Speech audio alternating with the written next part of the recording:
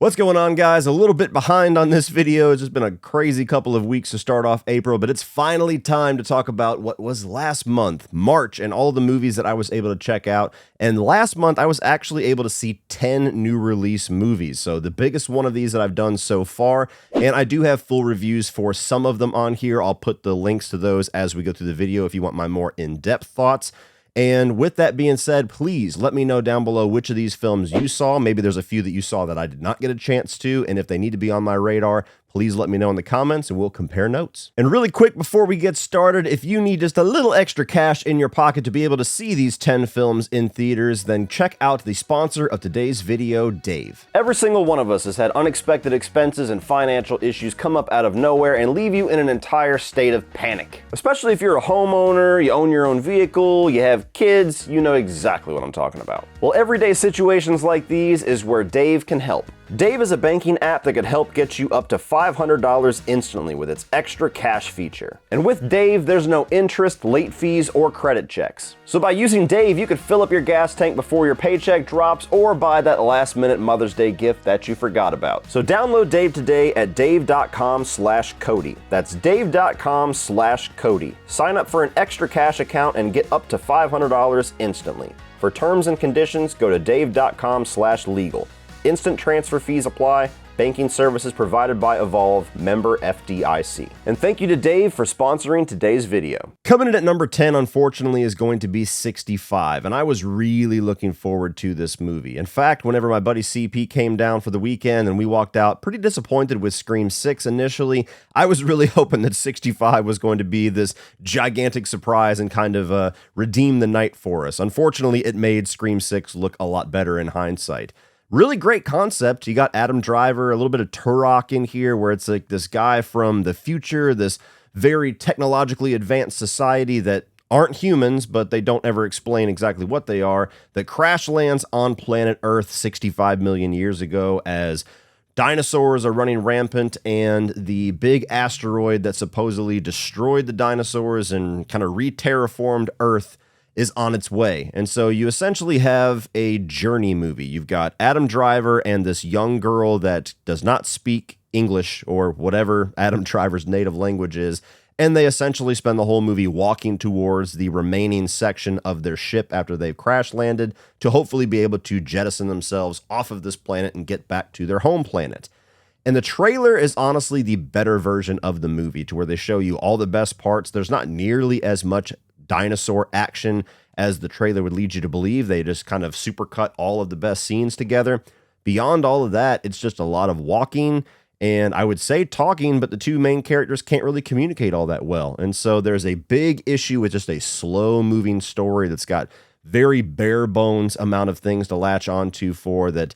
Even for a 90-minute movie, makes it feel like about 2.5 hours. And the characters don't really feel like they get much of an arc there because you can't really get into their dynamic with each other because they have this big language barrier. So if you're going for dinosaur action, there's some here, but everything else that surrounds that dinosaur action was extremely boring and disappointing. Coming in at number 9 is going to be Operation Fortune. This is a movie by Guy Ritchie that the studio seemingly just buried in the beginning of March, and he's got another movie coming out in April that I'm looking forward to. And this one was actually on my most anticipated list, if I'm not mistaken. The trailer looked like a lot of fun. I've really enjoyed what Guy Ritchie has done lately. Big fan of Jason Statham whenever he's able to do his Jason Statham thing. And this is essentially Guy Ritchie and Jason Statham teaming up to do like a riff on a Bond movie. And I just never found that the movie's narrative or the movie's character dynamics really were that interesting enough to have another just somewhat generic espionage movie that doesn't just feel like another generic espionage movie. So you get Jason Statham that's able to whoop ass a few times, and he's very good at doing that. Aubrey Plaza is a very entertaining character. You have Hugh Grant as the villain who's having a lot of fun, and so the performances are enjoyable, but the story, the actual kind of MacGuffin story that they're going through, the espionage itself just kind of feels like a dozen other movies that I've seen before. And so when you're going through this thing and you're waiting for that Guy Ritchie style to really elevate this to something that feels at least somewhat fresh, it's one of his more subdued movies to where his Guy Ritchie-isms aren't really the star of the show. And this is one of those times where it really needed to be the star of the show. So Unfortunately, not a whole lot of people saw this to begin with, but those of you that did see it, let me know if you enjoyed it more than I did. I just kind of found it to be fairly forgettable. Number 8 is going to be Shazam 2: Fury of the Gods, and this is kind of like the big disaster story of March. It seems like the studio was kind of burying this, just like the Guy Ritchie movie. You have this new regime coming led by James Gunn and Peter Safran, and this seemed like the first movie that they just kind of wanted to get out and get rid of and stop talking about. You had Black Adam that came out last year that was mildly successful, but certainly didn't build any hype for Shazam 2. And I personally just saw the marketing and just felt numb to it. I really enjoyed the first Shazam, but all of the trailers for the second film just didn't do anything for me. And then you get that trailer that unfortunately I had to see because I was in a movie theater that basically gave the entire movie in 2 minutes. And then they just basically started throwing out all of the end credit scenes and everything in the trailers, just trying to show you give you any tiny little reason to motivate you to go to the theaters. And when they start doing that kind of desperate form of marketing, they know this thing is not going to track very well, and it didn't. It didn't make hardly any money. I don't think it's as good as the first Shazam. I don't think it's a disaster by any means. It's a fairly enjoyable movie. It's just a generic superhero film, which I think just as a society, we're kind of getting tired of those. We've gotten so many superhero films over the past like 13, 14 years that these just generic good suit versus bad suit punching each other, it just doesn't do anything for us anymore. And one of the more unique aspects to the first Shazam, having it be a child that is endowed with these powers and exploring what that would be, what dynamic that would have, that's kind of shoved to the side here. And to me, that was the one thing that Shazam had that made it really stand out as something unique. So it was fine. I was entertained for the 2 hours enough, but it's not a movie that I'll probably ever rewatch again. And if people tell me that they had no interest in it, I totally agree. Coming in at number 7 is a movie called Malum, and I was fortunate enough that one of the producers of the film reached out to me and gave me access to a screener, so much appreciated, sir. This is a film that I really want to rewatch, so don't take its low placement on this list all that seriously, because unfortunately I watched it in possibly the worst context you could. A screener on my laptop with my name and email address plastered all across the middle of the screen, obscuring a lot of the image, and in a hotel room after an entire day at MegaCon. I only had 24 hours access to this, so I had to watch it then or not watch it at all. And so I threw this thing on, really interested in it. I actually tried to see a screening of it at some point, but it wasn't playing anywhere near me. And with me spending an entire weekend at MegaCon, by the time the movie is out of theaters, I probably wouldn't have a chance to see it anyway. But when I saw this, it is a modern reimagining of a film called Last Shift, which has been on my radar, but I have not seen. It's the same director, so it's him kind of taking his original, more independent horror story and doing a little bit more modern, bigger budget version of it. And one of the things that really drew my interest in this was that Clark Wolf was one of the actresses in it, and I've watched her since way back in the Collider days, so that kind of piqued my interest a bit.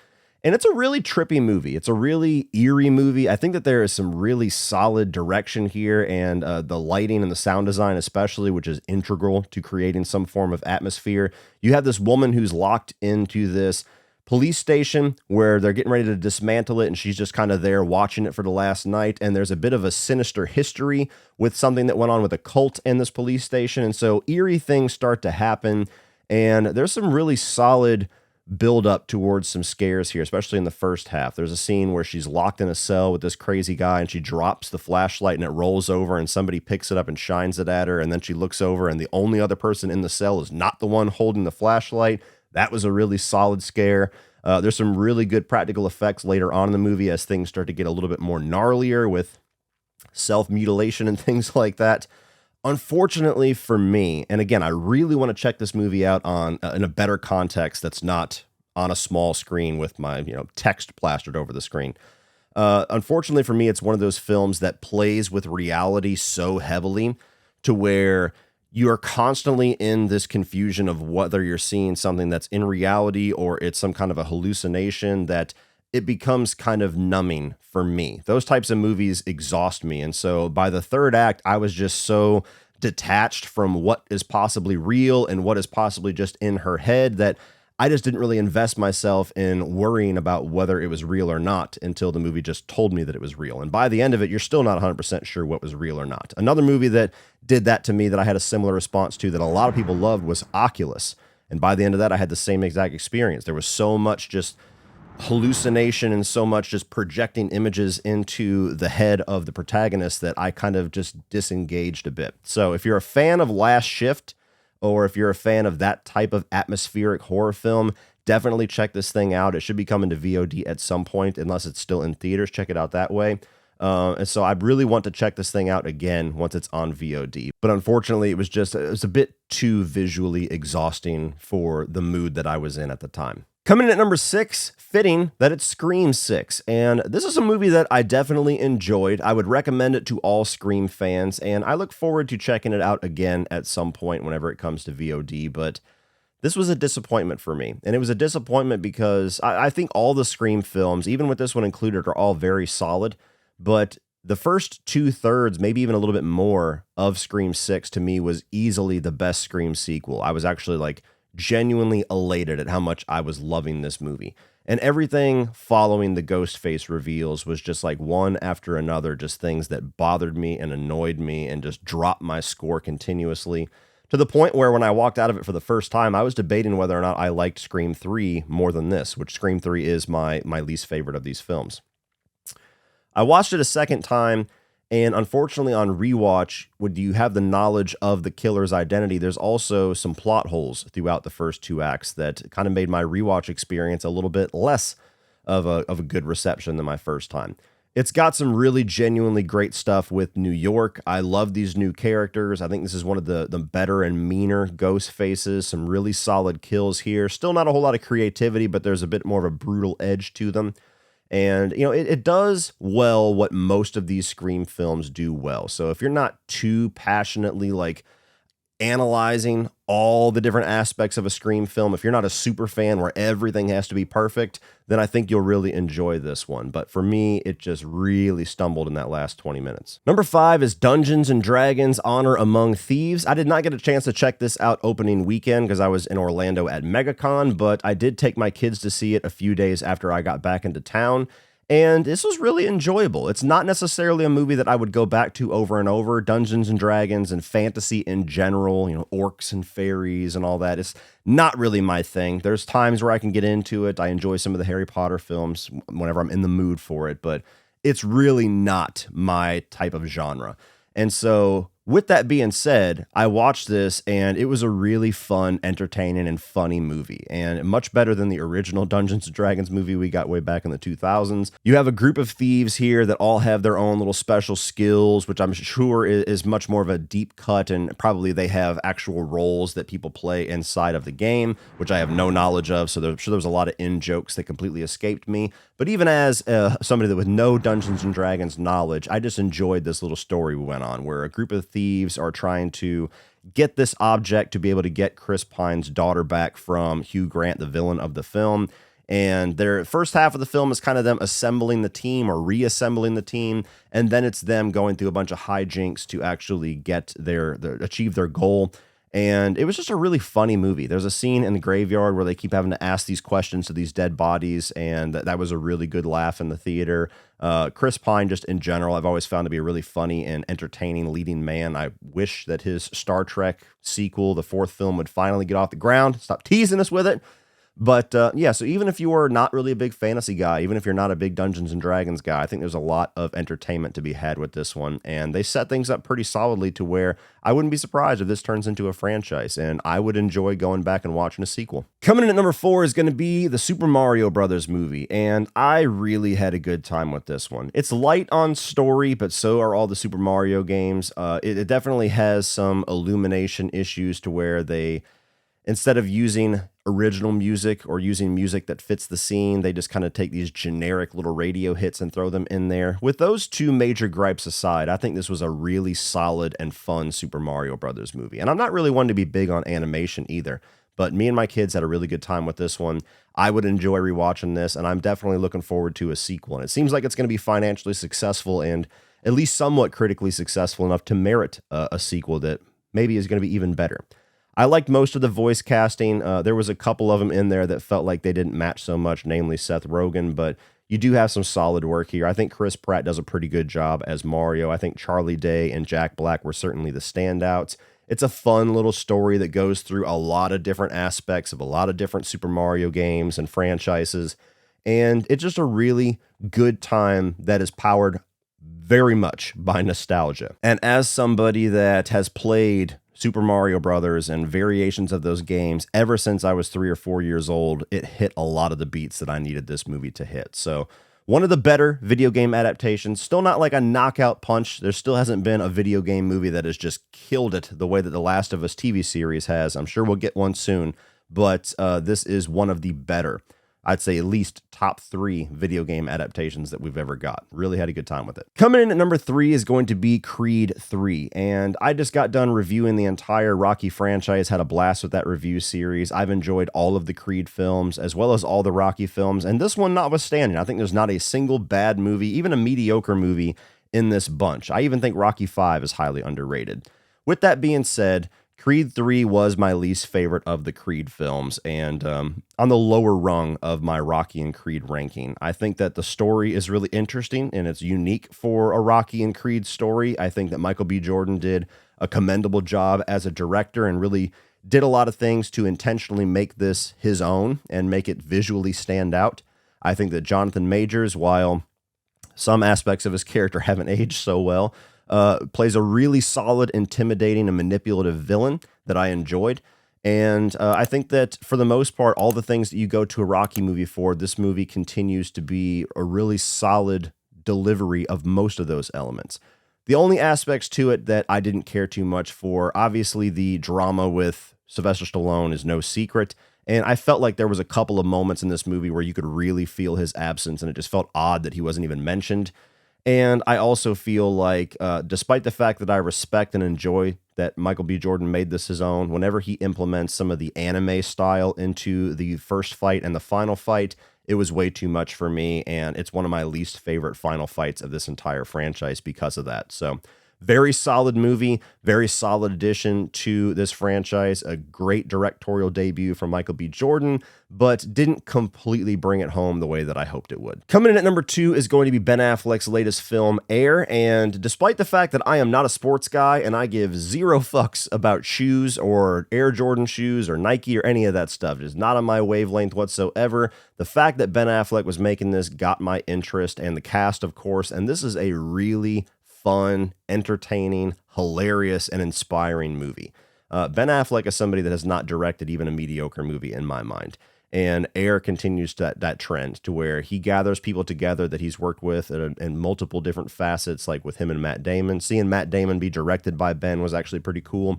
Really good cast here that can do really good dramatic stuff, but also can be really funny. And this is one of the funniest movies, if not the funniest movie of the year so far. And it tells a really interesting underdog story to where typically a sports underdog story is about an athlete or a team that seems like they're not the big performers that now have to prove themselves by the end of the movie and win the big game. And this tells it in a way to where Nike was not the big shoe company that it's known to be today, so they were an underdog. Matt Damon is somebody within the company that's kind of like a talent scout trying to get people to have signature shoes under Nike, is a bit of an underdog. And then, of course, you have the origins of Michael Jordan here, who goes on to be arguably the most celebrated sports hero of all time. At the time of this story was kind of an underdog. So it's a really interesting, multi-layered story in that regard. And I just found it to be really entertaining and inspiring by the end of it. As somebody that doesn't really care for sports, I love a good sports story, and this was a great sports story. So if it wasn't for the fact that my aversion to sports and no real inherent interest in shoes is going to make this a movie that I probably won't rewatch all that often, this would probably be my number 1. But as it stands, it's still a damn good movie at my number 2. And coming in at number 1 is going to be John Wick Chapter 4, the first movie of the year that I absolutely loved. It just knocked me on my ass. I thought it was absolutely awesome. You get some of the greatest and most mind-numbing, like, how the fuck did they create this scene type of action sequences, fight sequences, shooting sequences, sword sequences, and driving sequences. I mean, this is just something that's like 3 hours of insanity, really solid story as well, which I thought John Wick Chapter 3 really struggled with. Some good character moments, some really good dialogue, one of the best, if not the best villains in the franchise thus far. And you have some side characters here, like Donnie Yen's character and Mr. Nobody with his dog that were really entertaining. You could do spinoffs with them, and I'm there. And it comes to a conclusion that I felt was really satisfying. Now, there's going to be some debate, and of course, with the financial success of this film, there could be a John Wick Chapter 5 on the horizons because money talks. But even if this is the last time we see John Wick for a while or ever, I found the way that they wrapped up the narrative by the end of this film to be really satisfying and fitting. So I loved this. There was very little things that I had to say negative about it. It delivered my first hell yes experience of 2023, and it is my #1 movie of March. Well, that's it for this one, guys. If you enjoyed that, please click over here for all my 2023 new release reviews so far. I'm also going to put my February wrap-up video for you to check out. Please like and share, hit that subscribe button so you don't miss everything in the future. And as always, remember, opinions are like assholes, but that doesn't mean you have to be.